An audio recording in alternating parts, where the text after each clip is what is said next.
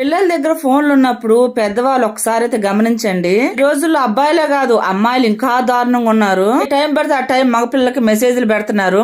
ఇంకా అమ్మా నాయన చదువు రాని వాళ్ళైతే అట్లాంటి పిల్లలు ఇంకా దారుణంగా తయారవుతున్నారు. ఒకసారి అయితే గమనించండి, పిల్లల దగ్గర ఫోన్ ఉన్నప్పుడు మనం ఎంత చదువు రాపోయినా ఆడపిల్ల మగపిల్ల ఆకర్షణ మనకైతే తెలిసిద్ది కదా. అమ్మా నాయనకి చదువు రాదులే, నేను ఏం చేస్తే వాళ్ళు ఏం అడగరులే, వాళ్ళు చదవలేరు కదా, చూడలేరు కదా అని అయితే ఆ ధీమాతోటి ఉంటున్నారు చదువు రాని అమ్మ నాయనల పిల్లల మటుకు. చదువు రాకపోతే ఎవరైనా చదువు వచ్చిన వాళ్ళకైతే చూపించండి ఏమేమి మెసేజ్లు పెడుతున్నారో, ఎట్లాంటి వాళ్ళ ఐడీలు ఉండయి, మెసేజ్లు డిలీట్ చేసినా ఎవరెవరితో యాక్టివ్ లో ఉన్నారో అన్ని తెలుస్తుంది.